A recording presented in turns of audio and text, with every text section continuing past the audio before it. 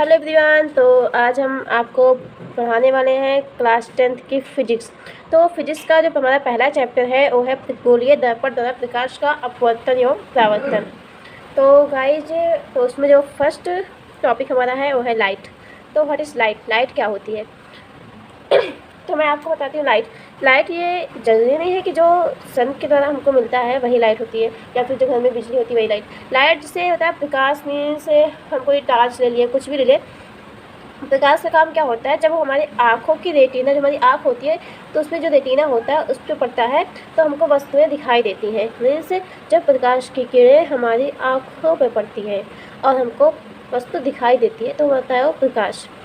तो आपको शायद समझ में आ गया होगा कि प्रकाश क्या होता है। जब प्रकाश की किरणें हमारी आँखों पे पड़ती हैं तो वस्तु हमको दिखाई देती है, इसे हम कहते हैं प्रकाश। तो उसके बाद आता है सेकंड टॉपिक हमारा, प्रकाश का परावर्तन। तो ये था हमारा फर्स्ट टॉपिक। अब आता है सेकंड टॉपिक, प्रकाश का परावर्तन।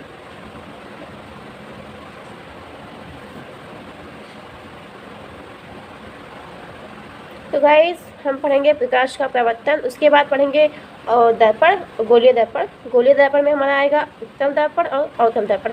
तो पहले पढ़ते हैं प्रकाश का परावर्तन। प्रकाश का परावर्तन होता क्या है? तो हम यहाँ पे ले लेते हैं एक चिकना तल। चिकना तल मतलब एक साइड पूरा प्लेन होगा, पूरा चिकना होगा। तो मान लो ये हमारा हो गया चिकना तल कोई। तो ये देखिए, और यहाँ पे हम कोई जो है लाइट का सोर्स ले लेते हैं। हमने यहाँ पे क्या ले लिया? एक टॉर्च ले ली कि ये हमारा कोई टॉर्च है और इसमें से प्रकाश निकले, टॉर्च हो गई। और ये हमारा क्या है? लाइट। और ये हमारा क्या है? कोई प्लेन कोई चिकना तल हो गया। तो ये हमारा पूरा चिकना रहेगा, तो ये हमारा क्या? चिकना तल। तो गाइस, इससे आपको बहुत ही अच्छे से समझ में आने वाला है कि प्रकाश का परावर्तन क्या होता है। और मैं आपको अच्छे से अच्छा एग्जाम्पल दूंगी जो आपके लिए एकदम सुटेबल होगा। तो यहाँ से हमने अपने टॉर्च को ऑन किया, और जब ऑन किया तो इससे प्रकाश निकला और जाके हमारे इस चिकने तल से टकरा गया। तो ये देखिए, हमारा चिकना तल है, प्रकाश की किरणें जा रही है, टकरा गई, और टकराने के बाद पुनः उसी माध्यम में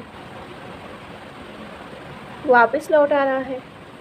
तो देखिए, ढेर सारी प्रकाश की किरणें गई हैं ऐसे, और ये ऐसे वापस लौट आ रही है। देखिए,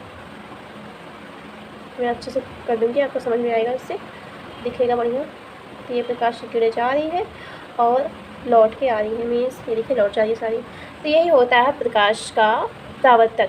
मीन्स जब प्रकाश की किरणें किसी चिकने तल से टकराती हैं और पुनः उसी माध्यम में वापस लौट आती हैं। आपको समझ में आ रहा होगा। देखिए कि ये हमारी प्रकाश की किरणें गई और ये चिकना तल था, यहाँ से टकराई, टकराने के बाद पुनः उसी माध्यम में वापस लौट आई। तो ये होता है प्रकाश का परावर्तन।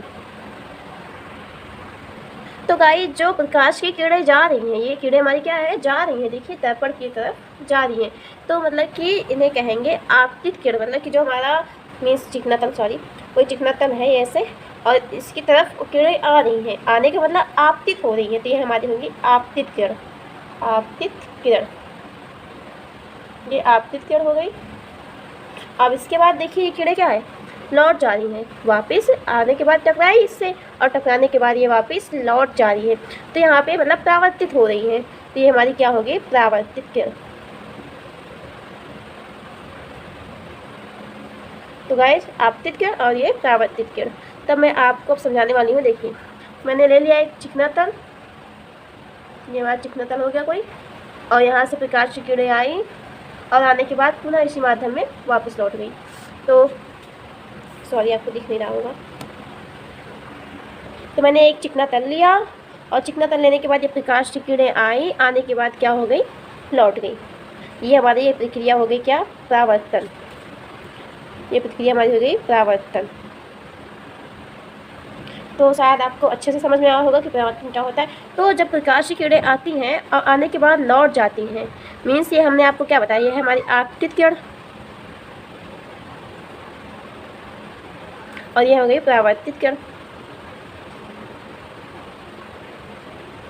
तो ये दो किरणें होती हैं, और इनके बीच में एक हम, ये देखिए, इसी को कहते हैं अभिलंब।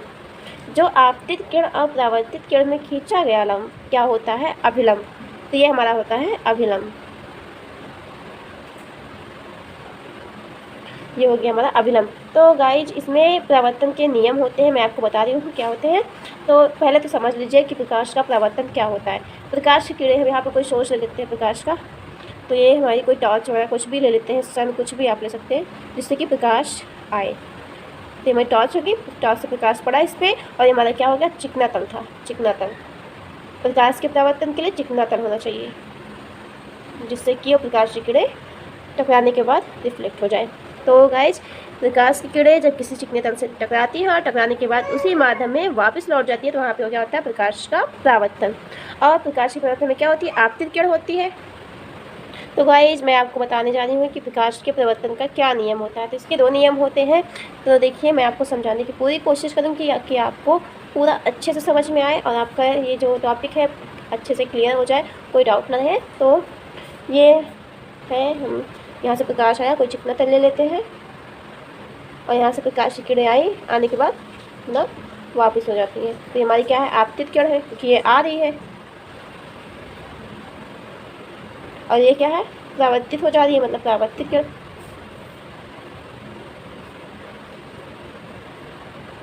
अब ये हमारा बीच में क्या होता है, अभिलंब। आपतित किरण और परावर्तित किरण के बीच में डाला गया लंब अभिलंब होता है। तो गाइज इसमें देखिए, अगर हम देखें तो ये कोण आपतित किरण और अभिलंब, ये क्या हमारा अभिलंब। तो गाइज यहाँ पे देखिए कोण, ये मीन्स इस कोण का नाम होता है आई, आपतन कोण मीन्स आर। ये क्या, देखिए तो लोग मिस्टेक हो जाते हैं, इसको आई कर देते हैं, इसको आर कर देते हैं, तो ये होता है आर, कोण आर। अब ये आई क्या होता है, आई का मीन्स देखिए आपतित किरण, मतलब कि आपतन कोण, जो किरणें आ रही हैं उससे और अभिलंब दोनों के बीच जो कोण बनता है वही होता है हमारा आपतन कोण। मीन्स आपतन आ रही है जो किरणें, और ये अभिलंब के बीच जो कोण बनेगा हमारा आपतन कोण होगा। तो ये हमारा क्या है, आपतन कोण। और गाइस ये है आर, आर मतलब देखिए इसका मतलब होता है अभिलंब और परावर्तित किरण के बीच में जो कोण बनता है वो होता है हमारा परावर्तन कोण। मीन्स किरणें परावर्तित हो जा रही हैं, उसके और अभिलंब के बीच में जो कोण बनेगा वो होगा हमारा परावर्तित कोण। तो इसके 2 नियम होते हैं। पहला होता है क्या, आप देख रहे होंगे कि जो हमारी आपतित किरण है और ये परावर्तित किरण है और ये अभिलंब तीनों तल के एक ही बिंदु पे हैं, तीनों तल के एक ही बिंदु पे हैं। तो इसका नियम होगा कि आपतन कोण और परावर्तन कोण तथा अभिलंब तीनों तल के एक ही बिंदु पे होते हैं। ठीक है, एक ही तल में होते हैं। तो जो तीनों बिंदु होंगे वो एक ही तल में होंगे। तो पहला नियम हमारा हो गया, आपतित किरण, परावर्तित किरण तथा अभिलंब तीनों एक ही तल में स्थित होते हैं। और जो दूसरा नियम है, आपको दिख रहा होगा कि जो हमारा आई है आपतन कोण और जो हमारा आर है परावर्तन कोण, सॉरी परावर्तन रहेगा, परावर्तन कोण। तो जो हमारा आपतन कोण है और परावर्तन कोण है, आप देख रहे होंगे दोनों क्या इक्वल है। तो इसमें दूसरा नियम क्या होता है कि आपतन कोण और परावर्तन कोण एक दूसरे के बराबर होते हैं। मीन्स आपतन कोण इक्वल टू परावर्तन कोण, दोनों बराबर होते हैं। तो ये था प्रकाश के परावर्तन का नियम। तो 2 नियम होते हैं गाइस। तो आज हमने पढ़ा है लाइट और प्रकाश का परावर्तन और प्रकाश के परावर्तन के नियम। तो आज हमने 3 टॉपिक पढ़ा है और आपको शायद समझ में आया होगा। तो मिलते हैं आपसे नेक्स्ट वीडियो में। तो गाइज़ अगर आप हमारे चैनल पे नए हैं तो हमारे चैनल को सब्सक्राइब कीजिएगा, वीडियो पसंद आए तो लाइक कीजिएगा, और हाँ शेयर करना बिल्कुल मत भूलिएगा। कमेंट करके बताइएगा कि आपको हमारी वीडियो कैसे लगी, कितना समझ में आया, कैसे समझ में आया। मिलते हैं आपसे नेक्स्ट वीडियो में नेक्स्ट टॉपिक। तो अगला टॉपिक मैं आपको बता दूँ क्या रहेगा। अगला टॉपिक रहेगा हमारा गोलीय दर्पण, और जिसमें हम पढ़ेंगे गोलीय दर्पण में पढ़ेंगे अवतल दर्पण और उत्तल दर्पण। तो मिलते हैं आपसे नेक्स्ट वीडियो में। Bye bye, take care.